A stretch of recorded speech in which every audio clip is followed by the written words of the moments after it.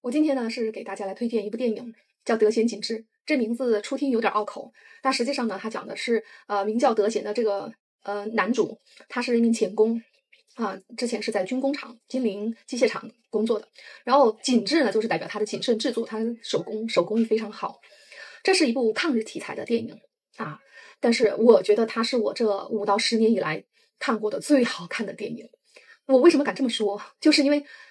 它给了我跟其他电影不一样的感受，就是它带给我的后劲儿真的太大了。就你看完，当时我看完就发了个朋友圈，然后我就在网上拼命的去找各种解析，然后刷到4、5点钟，又写下来我第2篇非常长的那种 report， 就是我今天要给大家讲的内容。就你完全想不到一部抗日电影可以这么拍。就我以前看到的都是那种宏大的叙事，那种军队的战争非常的壮烈，但这个就讲的是一群小人物。这个小人物里边，他们有从那个南京逃难到宜昌的一群，有那种战败的那个扎兵，然后有那些工匠，有德贤一家。在这个过程当中呢，就是他遇到他后来的老婆，但你完全没想到的是，他的整个基调一点儿都不沉重，就是他完全反套路，你知道吗？他完全超出了你的那种对那种抗日战争题材的那种刻板印象。台词非常的高级，然后基本上都有各种隐喻，但他一点不是那种很晦涩的台词，关键是他真的带着那种非常荒诞的黑色幽默。我跟我女儿真的看得嘎嘎乐，但是乐完了以后，当时又赶忙就捂着嘴，因为觉得好像这种题材这样笑也不太好。后来我在网上看到很多人跟我一样，这也许就是导演想带给我们的，就是不想把那种很沉重的那种基调，但是你笑完以后呢，你又会心里边升起一点那种悲凉。我不得不说，这是蓝小龙，就是编剧蓝小龙，真的是军旅题材的神。他每一句都真的能戳到我内心。就当你 get 到他台词那一刻，你真的感觉到跟他有那种精神的共振。这个节奏也是快到飞起，然后你就舍不得去上厕所。我喝了很大一杯水，然后就一直憋到那个最后。还有一个就是他的配乐真的太好了，就是你那种荒诞的配乐，你会觉得那种你特别能 get 到，就是你稍微上一点点年纪的人哈，就像我这个年纪，你特别能 get 到。还有一个很重要的就是就是你知道抗日题材电影多少就是有点沉重压抑，他不刻意煽情，他也不说教，他不是在教育你，他也不上价值，他也不会道德绑架你去看，就是没有用这些点来去宣传。就是我觉得光这4点呢，它其实已经赢过了90%的同题材。就它好看的同时呢，还兼具了那种没有门槛的艺术性。就那台词就是你看得很蓝小龙的风格，而且演员们的表也太好了，就非常的接地气。就你看到他们，你会忘记他们之前所有的作品，你就觉得他们就是生活在那个歌子镇上的村民。而且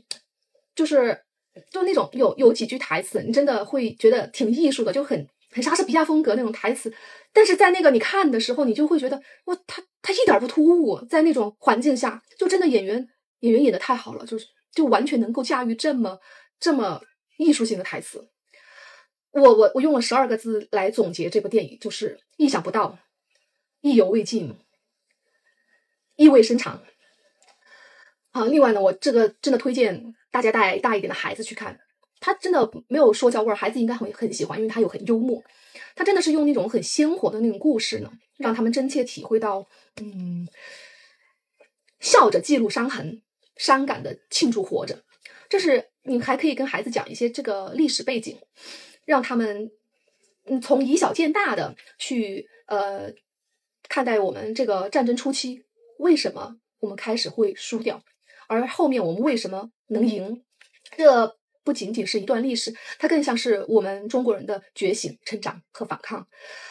真的强烈推荐你们去看，你会看到真的跟你以往看的电影完全不一样的体验。今天继续讲德贤景致啊，因为我对这部电影的宣发也十分的感兴趣。这部电影的宣发呢是几乎没有的啊。一部电影要提前几个月去做宣传，这是咱们业内非常公认的一种行为。而德贤景致是闪电般的、突袭式的、突然的定档和上映，前后不过1个星期的时间，它却是宣发呢，已经没有那么多的窗口可以做提前的宣发。很多的观众朋友到达影城去观影，影城都没有配备德贤景致相关的物料，甚至连个易拉宝都没有。从目前的宣发状况来看，大部分就是演员的路演、一些公益活动的连结，还有文旅上面的联动，可以说是非常地面化的这种宣传，并没有想要在其他的空间造一股更大的势，所以主创们还是想要